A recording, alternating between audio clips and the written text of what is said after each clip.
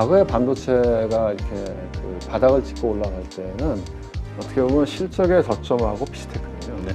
뭐 어떻게 보면 올해 제일 강했던 sek터는 은행주라고 봐야 돼요. 철강화학도 제가 보기에는 그렇게까지 막 올라가야 되나? 바닥을 잡는 과정이라고 지금 봐야 되지.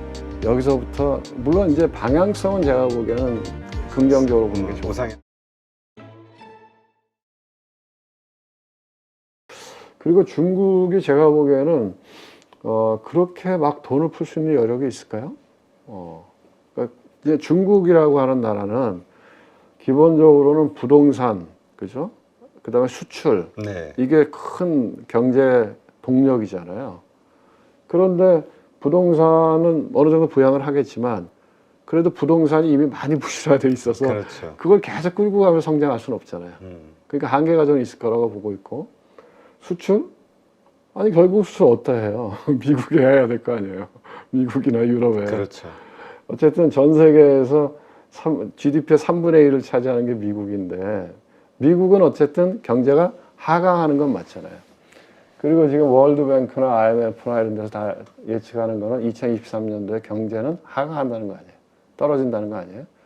그런 상태에서 글쎄, 과연 그렇게 우리가 지금 생각하는 것처럼 뭐 화학, 철강, 반도체 이런 게 폭발적으로 성장할까? 그거는 약간 생각해 볼 부분이 있는 것 같아요. 네. 이러한 것들을 봤을 때 과연 기대감만으로 앞으로도 더 계속 올라갈 수 있을 것이냐에 대해서 우리가 한번 조심을 해보자.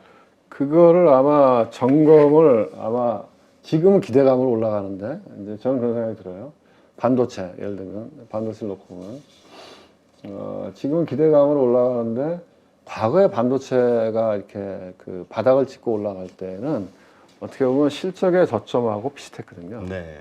실적의 저점에서 반등하고 그 다음에 이제 본격적으로 실적이 좋아지는 시점까지는 약간 왔다 갔다 하는 기간이 한 6개월 돼요. 그러고 이제 보여질 때부터 움직이거든요. 그런데 지금 이제 애널리스트 하는 얘기를 들어보면은 무슨 얘기를 하냐면 반도체 얘기를 하는데 다 뭐 유동성이 좋아지고 경기 선행 지표가 좋아지면 반도체가 좋아지더라. 그게 무슨 얘기냐면 경기가 좋아지면 반도체가 좋아지더라 이런 얘기거든요. 그럼 경기가 좋아지면 다 좋아져요. 반도체만 좋아지는 게 아니라 철강도 좋아지고 그렇죠. 화학도 좋아지고 다 좋아지는데 그런 맥락으로 봤을 때 지금 하반기엔 좋아질 거다 이렇게 얘기하잖아요. 근데 그게 다 지금의 예측이잖아요. 그렇죠. 그 확실한 건 아니잖아요. 하반기에 좋아질 거니까 6개월 땡겨서 지금부터 올라간다 이렇게 얘기하는데 그거를 누가 개런티 할 수 있죠? 하반기에 좋아진다는 게. 저는 그 반도체 저도 쭉 들었는데 한 몇 년 전부터 이제 DDR5가 나오면 좋아질 거다. 그렇죠. 그 전에는 삼성전자 9만 원 갈 때는 이제 슈퍼 사이클이다. 반도체에 이제 불황은 없다. 그 다음에는 반도체가 좀 꺾이니까 이제는 뭐 DDR5가 나오면은 다시 또 좋아질 거다. 근데 안 맞았거든요. 애널리스트 이 시장에서 한 20년씩 했다는 애널리스트의 얘기들이 잘 안 맞았다 이거죠. 그러니까 그렇게 보면은 제가 보기에는 지금은 기대감으로 올라가는데 뭐 4분기 실적 나쁜 거는 사람들이 이제 아니까 오케이 하겠죠. 근데 내년 1분기도 또 적자가 더 커져. 그 내년 4월 돼요. 그러면 사람들이 갸우뚱하지 않을까요? 그럼 뭔가 확인해야 되지 않을까? 실적이. 그렇죠. 근데 그럴 개연성이 없냐? 그럴 개연성이 상당히 많죠. 왜냐하면 지금 반도체 가격 D램 익스체인지 인덱스를 보면 계속 빠지고 있는데 지금도 빠지고 있는데 그러면 그게 결국은 고정거래 가격에 영향을 줄 거고 그러면 1분기 실적은 지금보다 더 나빠질 수 있죠. 네. 그랬을 때 4월 달에 가서도 계속 좋아진다고 외칠 수 있을까? 뭐 그런 맥락으로 보면 지금 제가 보기에는 워낙 이제 주가보다 많이 빠졌기 때문에 그게 이제 어느 정도 이건 밸류에이션 밑으로 너무 많이 갔어. 그러니까 어느 정도 밸류에이션 근처에 갖다 놓자 하는 맥락에서의 반등은 있을 수 있다. 그런데 여기서 이제 모든 것들은 다 지나갔으니까 경기 민감주를 타서 계속 구하자 그런 상황은 아니지 않나 그런 생각이 들어요. 근데 지금 마침 반도체 얘기하셨으니까 네, 네. 그러니까 이번에 실적 발표하고 상당히 걱정을 했는데 오히려 주가 외국인들이 매수하고 이러면서 쫙 올라가는 삼성전자 또 네. 기대를 했는데 6만 원 조금 넘어가니까 또 거기서 또 뭔가 흔들리는 모습. 그러니까 야, 이 정도 삼성전자, 우리 9만 전자는 이제 꿈도 못 꾸고 이제 6만 원대로 네. 그냥 안착이 되는 건가? 이런 네. 생각들 하더라고요. 근데 네. 어떤 분들이 그런 말씀을 하세요.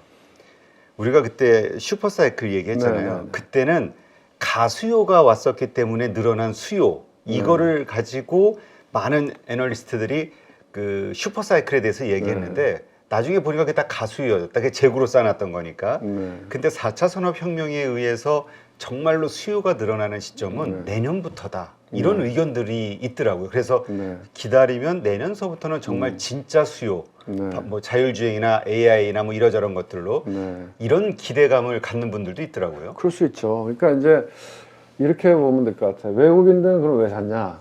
싸니까. 이 가격에 사서는 안 물릴 것 같으니까요. 5만 원대에 사서는 안 물리겠다 생각하는 거죠. 그리고 뭐 말씀드렸지만 주가의 저점이 어디냐 볼 때는 이제 북밸류를 보는데 그 히스토리컬하게 보는 거죠. 과거하고 비교해서 봤을 때 이 정도의 PBR에서는 뭐 물린 적이 없더라. 그럼 사는 거죠. 언제인지는 모르겠지만. 그러니까 짧게 보면 뭐 예를 들어서 한 6개월 타임 스팬으로 보면은 왔다리 갔다리 하겠죠. 어쩌면 올해 1년으로도 왔다리 갔다리 하겠지만 말씀하신 대로 2년, 3년 길게 늘려놓고 보면 이 가격에 살 수는 없더라. 그렇게 생각하는 사람들은 사는 거죠. 그래서 제가 보기에는 조금 호흡을 길게 보는 그 투자가들은 살 수 있는 거고 또 하나는 제가 보기에는 이제 결국은 그 이번에 아마 한국에 대해서 이머징 쪽으로 자금이 좀 들어온 것 같고 한국의 자산 배분이 이루어진 것 같고 그러면 한국에서 자산 배분이 이루어지면 뭘 사요? 당연히 삼성전자 사는 거고 그런 것 같고 철강화학도 제가 보기에는 그렇게까지 막 올라가야 되나? 그 약간 퀘스천이에요. 이렇게 주가가 50% 100%씩 올라가는 만큼 근데 아직까지 그런 조짐은 안 보이거든요. 예를 들면 작년에 중국이 셧다운 했다 그래서 뭐 철광석 가격 또 철강 가격 뭐 그다음에 화학 제품 가격 이런 것들이 어떻게 보면은 평균 이하로 폭락을 했던 거죠. 네. 그 폭락한 게 조금 올라오고 있는 건 맞아요. 그러니까 그 정도 반영하는 게 맞지. 그러면 그게 올라와서 경기가 살아나서 계속 그게 달려간다. 그렇게 생각하기에는 좀 아니지 않나. 저는 그런 생각이 들어요. 아니지 않나. 그거는. 그러니까 어떻게 보면은 바닥을 잡는 과정이라고 지금 봐야 되지. 여기서부터 물론 이제 방향성은 제가 보기에는 긍정적으로 보는 게 좋을 것 같아요. 우상향으로 갈 수도 있다. 근데 이제 적어도 상반기에는 가다가 아닌가 배. 그럼 다시 떨어지고 또 갔다가 이런 과정을 좀 겪지 않을까 그런 생각합니다. 그러니까 뭐 어떤 분들은 그 코로나 이후처럼 바로 V자 반등이 아니라 U자 같은 많은 이런 좀 횡보의 기간을 좀 갖지 않겠냐. 네. 같은 의견이신 것 같네요. 그러니까 어느 정도 지금은 추세적인 상승, 뭐 그러니까 개인적인 생각입니다. 물론 뭐 제가 틀릴 수도 있고, 뭐 시장을 제가 어떻게 알겠어요. 시장을 보면서 이제 생각을 수정해 나가야 되는데 현재 시점에서의 생각은 이게 이제 추세적으로 팍 여기서부터 달려간다 이런 강세장을 예상하는 것보다는 워낙 많이 빠졌으니까 그것들이 일정 부분 되돌리는 과정으로 이해하는 게 더 맞지 않을까 그런 생각이 들어요. 그리고 뭐 이렇게 하여간 따라가면서 하는 것보다는 살 수 있는 기회들은 줄 것 같아요. 네. 그런 생각이 들어요. 그렇다면 지금 안 좋다 하는 그 뭐 반도체도 그렇고요. 지금 산업들이 있잖아요. 네. 거기에서 좀 덜 오른 거를 사는 것도 뭐 방법일 수 있겠네요. 많이 오른. 근데 지금 뭐 웬만한 것들은 다 오른 것 같아. 들어오는 게 뭐가 있죠? 하긴 뭐 반도체도 많이 오르긴 했죠. 아니, 그러니까 우리가 얘기한 경기 민감주라고 하는 것들이 경기 민감주라고 하는 게 뭐 우리가 이제 소재로 얘기하면 산업재 쪽은 많이 오른 것 같아요. 근데 이제 어떻게 보면 이제 소비재 이런 것들이 들어올랐죠. 대표적인 게 자동차 같은 거죠. 그런 그렇죠. 것들이 어떻게 보면 구조적으로 못 오르는 거죠. 그래서 이제 은행주도 그런 맥락에서 이해를 해야 되지 않을까. 아, 참 은행주와 관련해서는 네. 이제 본격적인 네. 그 뭔가 재평가 구간이 들어가는 거 아니냐. 네. 이제 제대로 그 주주 친화적인 정책, 배당 정책이 확산이 되면서 이런 긍정적인 의견. 그러니까 지금 올랐지만 그래도 PBR로 따지고 뭐 이런저런 거 따지면 아직도 많이 싸다. 그러니까 더 올라갈 룸이 크다라고 보는 분도 있고 결국 태생적인 그 관치금융에 대한 리스크 이것 때문에 좀 위험하다. 이렇게 보는 분도 있거든요. 어떻게 보세요? 그러니까 이제 은행주도 제가 보기에는 워낙 쌌어요, 워낙. 사실 말이 안 되거든요. 은행주의 PBR이 0.3배. 저도 작년 말에 그런 생각을 했는데, 뭐, 예를 들어 우리 금융주주 같은 경우에 배당 수익률이 거의 9% 나오는데, PBR이 0.3배고, 퍼는 3배고. 그러면 그거는 좀 이상하잖아요. 그러니까, 근데 이제, 워낙 은행주들이 쌌는데, 사람들이 그렇게 생각한 거죠. 뭐, 원래 옛날에도 그랬으니까. 그러려니 했던 거죠. 그러려니 했는데, 최근에 그게 그 행동주의 펀드가 뭔가 이렇게, 이렇게 불쏘시개를 질렀잖아요. 그렇죠. 예, 그러니까 그 얼라인 파트너스인가요? 거기서 뭐, 그 말하자면, 이거 너무하다 해서, 뭔가 이렇게 주주 환원하는 정책을 좀 하자 하고, 자기네들도 주식을 사놓고, 그 다음에 그거를 이슈화 시켰잖아요. 그리고 해외에도 그걸 열심히 세일즈했고. 그러니까 제가 보기에는 이제 외국인들이 볼 때, 뭔가 구조적인 변화가 좀 있는 거야? 이렇게 된 거죠. 그리고 거기에 이제 신한은행이 그렇게 했다며요. 신한은행이 뭐 임원들 세미나 할 때 CFO가 나와서 앞으로 우리는 이제 뭐 적정 자본 비율 이상 되는 것들은 주주한테 돌려주겠다. 그랬다는 거 아닙니까? 네. 그러면서 그러면 진짜로 그렇게 될 수도 있네? 하는 신빙성을 심어준 거죠. 그러면서 외국인들 들어오고 외국인들이 사니까 국내 기관도 사고. 왜냐면 싸니까. 이게 사실 누가 봐도 상식적으로는 뭐 말이 안 됐으니까. 그러니까 그렇죠. 뭐 여기서 물릴 것도 없고. 그래서 아마 저는 이제 그런 면에서는 우리 시장이 조금씩 발전하는구나 이런 생각을 해요.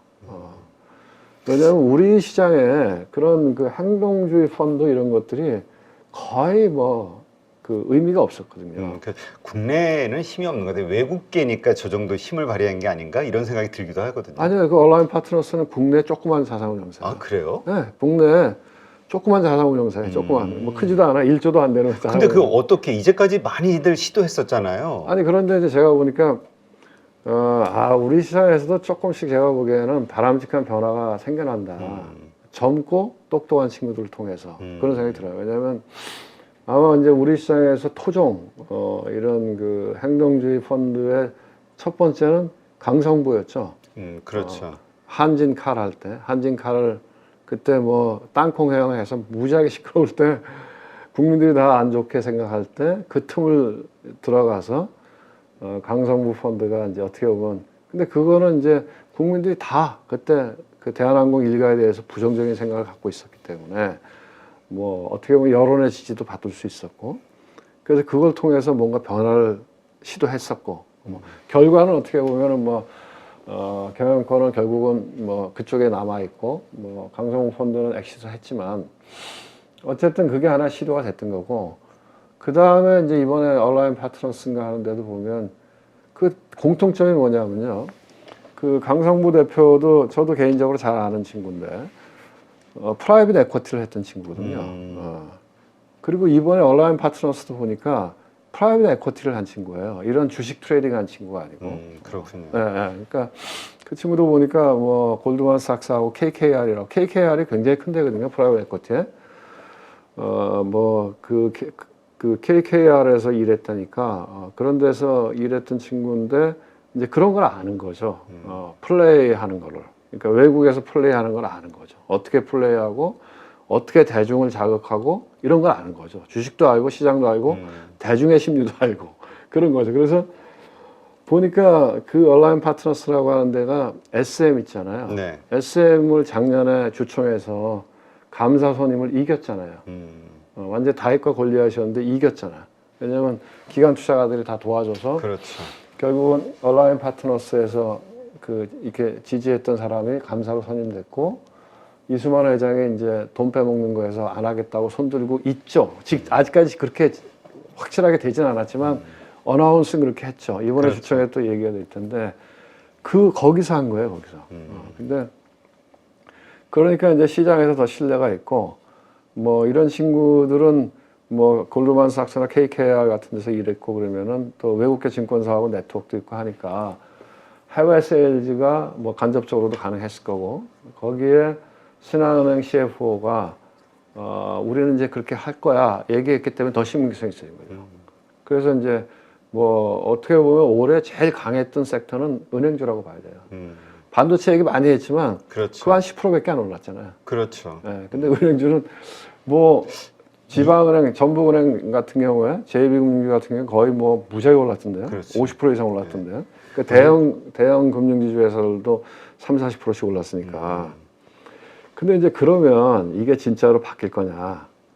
그러니까 이제 그 저는 약간 이제 비판적인 시각으로 늘 보니까. 근데 그런 거 이제 한번 아니 여러분들이 한번 생각해 보라는 거예요. 예, 그러니까 제 생각에는 이런 생각이 들어요. 왜냐면 그런 시도가 한 번에 성공하기는 어려울 거다. 신한은 조금 특이해요. 왜냐하면 신한은 어떻게 보면 대주주가 있어요. 제일동포. 그 원래 제일동포들이 모여서 만든 그렇죠. 거잖아요. 그 언제 노태우 대통령 때인가 하여간 옛날에 해서 제일동포들이 돈을 모아서 만든 건데 그러니까 거기는 주주와 이해관계가 맞아요. 그렇죠. 배당을 받아서 그렇죠. 주주 가져가야 환원을 많이 되니까. 해주면 좋으니까. 그리고 늘 보면 어쨌든 신한금융지주는 그 회장이 선임될 때 정부의 입김도 있지만 정부는 어떻게 보면 약간 비토 권한 정도를 갖는 것 같고 선임되는 과정에서는 늘 제일동포 쪽에 입김이 있거든요. 그러니까 주주의 이익과 어떻게 보면 이사진들의 이익이 얼라이먼트가 될 수 있는 부분이 있기 때문에 아마 그런 이야기를 할 수 있었던 것 같고 이제 다른 금융지주도 다 그렇게 따라갈 수 있을까? 이제 그 부분은 아무래도 뭐 한 번에는 쉽지 않을 것 같고 정책 당국의 입장도 과거에 이제 뭐 조금만 그러면 은행들에 대해서 이제 금감원에서 했던 얘기들이 그런 거죠. 야, 너네는 사실 은행이 이렇게 돈을 버는 이유는 뭐냐면요. 네. 은행은 이제 우리가 이제 이런 시각을 한번 볼 필요가 있는데 은행이 말입니다. 2008년 우리가 외환위기 97년 98년도 그다음에 2008년 금융위기 그 과정에서요. 은행의 구조조정할 때 뭐가 돈이 들어갔냐? 공적 자금이 들어간 거예요. 공적 자금이. 그럼 공적 자금이 뭐냐? 그건 국민 돈이거든요. 우리 세금이 들어갔다고요. 그렇죠. 그러니까 사실 지금 참 어떻게 보면은 좀 안타까운 부분이 있어요. 왜냐하면 지금 우리나라 그래서 우리가 그 외환위기 때 은행이 많았거든요. 그게 망하고 통폐합시켜서 구조조정시켜서 지금 과점 체제로 만들어 놓은 거거든요. 그렇죠. 그러면 은행이 왜 이렇게 떼돈을 벌 수 있느냐? 그 독과점이라서 그래요. 독과점이라서. 그러니까 어떻게 보면 제도적으로 떼돈을 벌 수 있게 만들어준 거예요. 그런데 지금 뭐 KB나 뭐 신한이나 하나금융지주 이런 그런데 주인이 누구냐? 주인이 누군 것 같아? 국민연금 아닌가요? 아니에요. 우리 우스갯소리로 일대 보통 그런 얘기하거든요. 일대 주주는 국민연금일 수 있지만 네. 지분의 50% 이상이 다 외국인이에요. 주주가 그렇죠. 사실 외국인이라고요. 말이 국민은행이고 말이 뭐 하나은행이고 뭐 말이 신한은행이죠.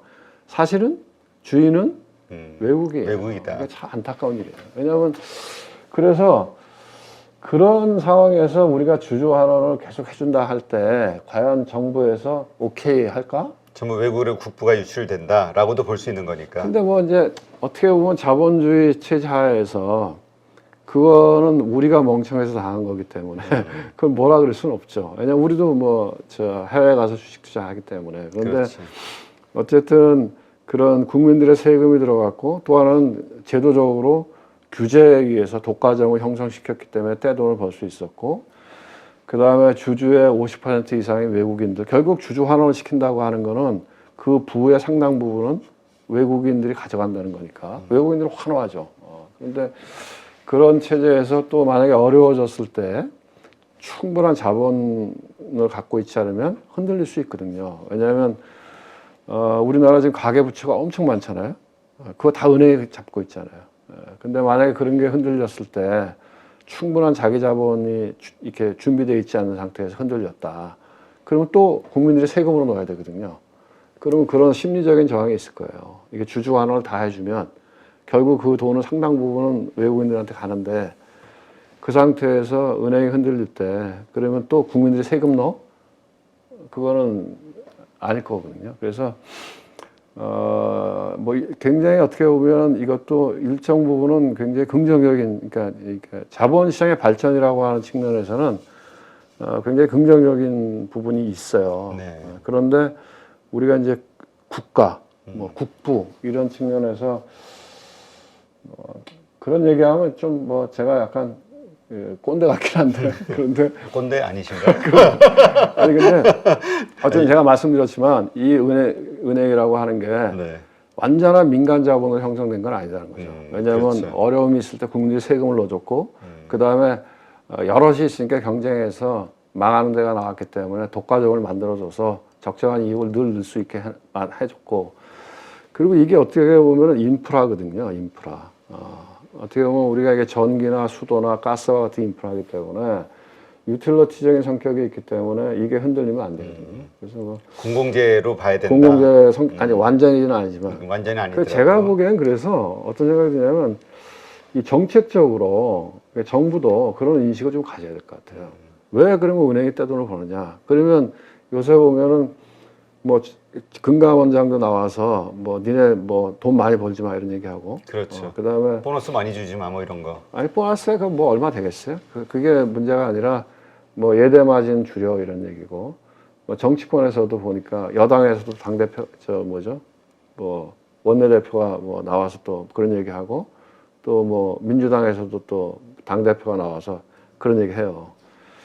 근데 제가 보기에는 이 시장 자본주의 체제 하에서 그렇게 뭐 말로 해서 그게 그게 부작위 약간 구닥다리 방치 아닙니까? 그렇죠. 그러니까 오히려 그런 것보다는 이 시스템적으로 근데 제가 보기엔 훨씬 더 경쟁을 더 넓힐 수 있어야죠. 그래서 지금 뭐 우리나라는 그 금산분리 이런 것 때문에 독과점을 어떻게 보면 계속 만들어주는 거죠. 그러니까 제가 봐도 은행이 하는 역할에 비해서는 경쟁이 없기 때문에 독과점 이익을 너무 많이 가져가는 부분이 있어요. 그러니까 경쟁을 넓혀줘야죠. 네. 그러면은 인터넷 뱅크 같은 거 해주다가 주춤하잖아요. 더 넓혀야죠. 더 넓혀서 어떻게 보면 시스템 리스크가 생기지 않는 범위 내에서 적정 자본을 늘 가져가면서 그 안에서 경쟁이 이루어지게. 그럼 그 안에서 경쟁이 이루어지면 당연히 대출이율은 떨어지는 거죠. 그래서 어떻게 보면 경쟁을 통해서 우리가 싼 가격에 금융을 사용할 수 있게끔 그렇게 제도적인 변화를 해줘야 되는 거죠. 그래서 약간 사회적인 화두인 것 같은데 무조건 주주환원하는 게 국가나 국민들한테도 바람직한가에 대한 반대적인 시각이 있을 수 있다 하는 게 양론적인 부분이 있다 이렇게 생각합니다. 네. 또 말씀 들어보니까 그런 부분도 있을 것 같네요. 예. 제가 보기에 은행에 대해서는 한 번에 쉽게 갈 수 있다. 이거는 그렇게 생각하는 거는 제가 보기엔 좀 나이브한 생각이고요. 그렇지만 그쪽에서 주장하는 게 일리는 있다. 점진적으로 그렇게 갈 거다. 그렇게 봐요. 그렇게 가는데 저는 전제 조건이 가기 전에 우선 경쟁을 조금 더 확대하는 시스템적인 부분이 있어야 된다. 그러고 나서 왜냐하면 이제 그 논리가 틀리진 않아요. 왜냐하면 뭐 PBR이 0.3배예요. 네. 그러면 돈을 때려 부어도 주주가 가져가는 건 0.3배밖에 못 가져가잖아요. 그러면 안 되지. 왜냐하면 주주한테 그냥 다 주면 일을 줄 수 있는데 그거를 안 주고서는 자기네가 대출도 돌리면 0.3배밖에 주주한테 못 주니까 주주 입장에서는 억울한 거죠. 그러니까 이제 점진적으로 어떻게 보면은 그렇게 될 것 같으면 한번 사회적 화두로 좀 이게 합의가 좀 어느 정도 아니 되도록. 합의가 아니라 저는 이제 이런 부분 되게 중요한 이슈를 던졌다고 생각하거든요. 물론 이제 이 이슈를 던진 쪽에서는 물론 주식을 샀잖아요, 그죠? 주식을 샀고 이슈화 시키면서 주가가 올랐잖아요. 그러니까 결국 돈을 벌겠죠. 돈 벌려고 했겠죠. 그렇긴 하지만 이걸 바라보는 그 어떻게 시장에 있는 사람들, 정책 당국자 이런 사람들은 단순히 이제 돈을 버는 걸 떠났어. 자본시장의 발전이라고 하는 측면, 무엇이 국민이나 국가한테 득이 될까 이런 거를 한번 고민해 볼 수 있는 계기가 됐으면 좋겠다는 생각이 들어요. 네, 알겠습니다. 네, 맞아요. 그 생각해 보니까 이 은행은 정말 국민의 혈세 그 위에서 이게 지금 그 기초가 쌓여진 거기 때문에 우리가 국민이 주식을 안 들고 있다 하더라도 거기에 대해서 한마디는 할 수 있는 예, 거죠. 예. 그런 어떤 네, 하여튼 그런 부분이 있네요. 예, 그래서 참 이게 그 뭐라 그럴까요? 이게 각자의 사정, 논리를 다 들어보면은 참 어려운 것 같아요. 어떤 일들을 해결해 나간다는 게 다 나름대로 이유가 있기 때문에 알겠습니다.